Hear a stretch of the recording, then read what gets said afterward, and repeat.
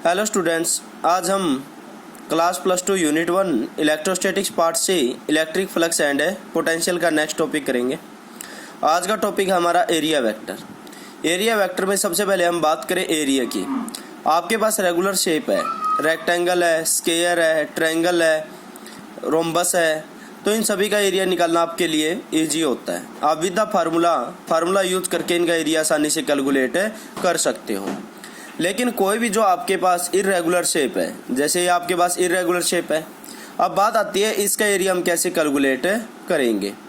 तो इसका area calculate करने के लिए हम इसको क्या है, स्मॉल पार्ट्स में डिवाइड कर देंगे। एक रेगुलर शेप के स्मॉल पार्ट्स में डिवाइड कर देंगे। मान लो इसके जो पार्ट्स है वो कितने बने, n, और आपका जो क्या है, जो आपने पार्ट्स रेगुलर शेप के पार्ट्स में इसको डिवाइड किया इक्वल पार्ट्स में, तो उसके एक पार्ट्स का हम क्या है एरिया कैलकुलेट कर लेंगे। तो मान लो उसे एक पार्ट्स का एरिया कितना आया, डेल एस, तो इसका जो टोटल एरिया वो आपका कितना हो गया, एन डेल एस हो गया। ठीक है, तो इस प्रकार हम इरेगुलर शेप वाले एरिया की क्या है, इरेगुलर शेप वाले ऑब्जेक्ट का एरिया आसानी से कैलकुलेट कर सकते हैं।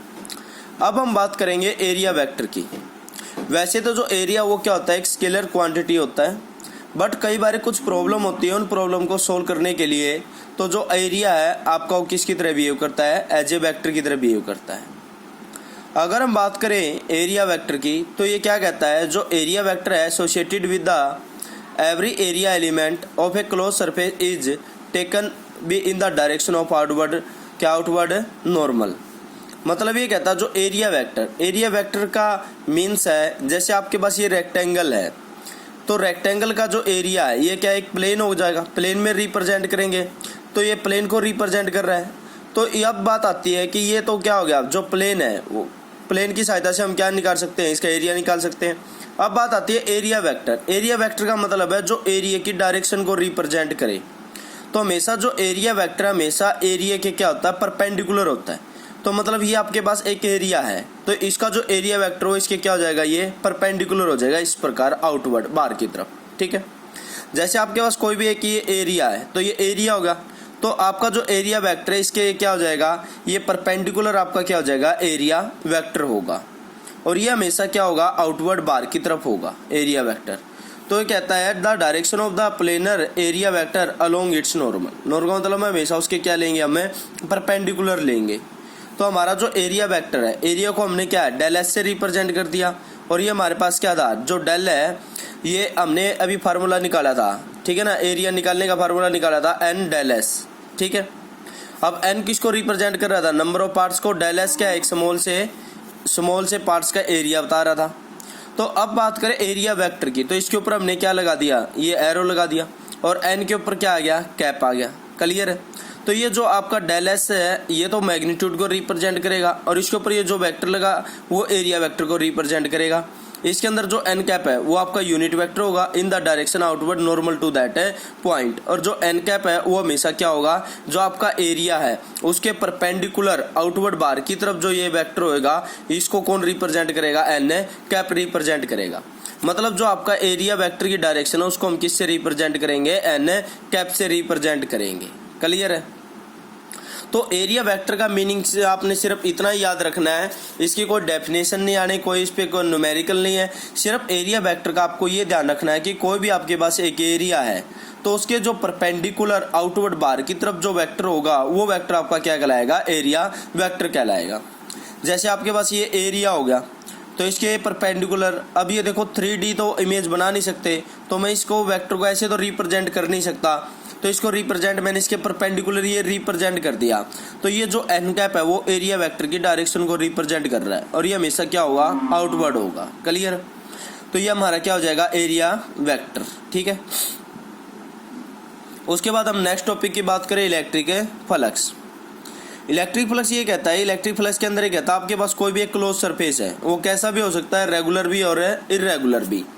इलेक्ट्रिक फ्लक्स का मीनिंग है कि उस रेगुलर शेप या इरेगुलर शेप में से कितनी number of electric lines cross हो रही है, वो आपका क्या कहलाता है, इलेक्ट्रिक फ्लक्स कहलाता है। Electric flux over on area in an electric field represent the total number of the electric field lines crossing this area.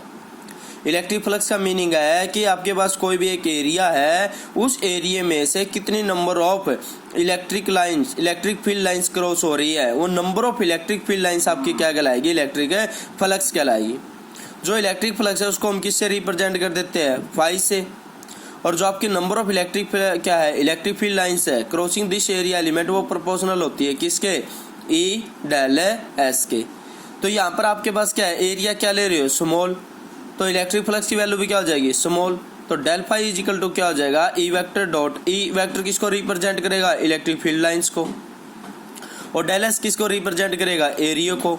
तो ये आपके पास क्या हो जाएगा, E vector dot del S vector, और इनका दोनों का वेक्टर उठाएंगे तो साथ में आपके पास क्या आ जाएगा, कोस थीटा आ जाएगा। अब उसके बाद ये कहता है जो इलेक्ट्रिक फ्लक्स होता है ओवर ए क्लोज सरफेस से, किसी भी क्लोज सरफेस में वो आपका पॉजिटिव भी हो सकता है, नेगेटिव भी हो सकता है और जीरो भी हो सकता है। अब वो डिपेंड करेगा, पॉजिटिव होगा नेगेटिव होगा जीरो पे, अगर वो डिपेंड करेगा किस पे, थीटा की वैल्यू पे। अगर आपका थीटा क्या है, आपका क्या थीटा जो क्या है ग्रेटर देन है किससे, 90 से, तो आपका इलेक्ट्रिक फ्लक्स क्या हो जाएगा, नेगेटिव। लेस है तो कैसा हो जाएगा, अगर आपका थीटा है अगर वो 90 से ग्रेटर है तो आपका इलेक्ट्रिक फ्लक्स क्या हो जाएगा, नेगेटिव हो जाएगा। अगर वो लेस है तो वो आपका क्या हो जाएगा, पॉजिटिव हो जाएगा, और इक्वल है तो वो क्या होएगा, मैक्सिमम। ठीक है। अब जो इलेक्ट्रिक फ्लक्स है वो एक स्केलर क्वांटिटी होती है, क्योंकि इन दोनों के बीच में ई और डेल एस के बीच में क्या है, डॉट प्रोडक्ट है। डॉट प्रोडक्ट का जो रिजल्ट आता है वो हमेशा क्या होता है, स्केलर क्वांटिटी। स्केलर क्वांटिटी है तभी तो इसको हमने ओनली क्या डेल फाई से रिप्रेजेंट किया। अगर इनका रिजल्ट वेक्टर आता तो इसके ऊपर क्या लगी होती है, एरो लगी होती। तो इसी प्रकार अगर हम यूनिट की बात करें तो इलेक्ट्रिक फील्ड, जो आपका इलेक्ट्रिक फील्ड है, इलेक्ट्रिक फील्ड लाइंस है, उसकी यूनिट क्या होती है, इसका फार्मूला क्या होता है, एफ अपॉन में क्या फोर क्या है, न्यूटन पर कूलाम, और साथ में आपके क्या है, इनटू में कितना था, तो आपके क्या था, ई डेल एस, और एरिया की क्या हो जाएगी, मीटर स्क्वायर, तो इसकी यूनिट क्या हो जाएगी, न्यूटन मीटर स्क्वायर पर कूलाम, न्यूटन मीटर स्क्वायर पर कूलाम। इसी प्रकार अगर हम डायमेंशन फार्मूला निकालें तो आपके पास जो ई है, ई का डायमेंशन फार्मूला क्या हो जाएगा, एफ अपॉन में क्या, एफ का डायमेंशन फार्मूला क्या हो जाएगा, m1 L1 T-2, और क्या होगा, कितना हो जाएगा, a T-1, और जो आपका क्या था, एरिया था उसका कितना हो जाएगा, L2। तो इन सभी को सोल्व करेंगे तो हमारे पास जो डायमेंशन फार्मूला कितना आ जाएगा, m1 L3 T-3 a-1। तो जो इलेक्ट्रिक क्या है, जो आपका इलेक्ट्रिक फ्लक्स है, इलेक्ट्रिक फ्लक्स का मतलब है कि आपके पास कोई भी एक एरिया है, इस एरिया में से कितनी number of the electric lines pass हो रही है, वो आपका क्या कहलाएगा, इलेक्ट्रिक फ्लक्स कहलाएगा।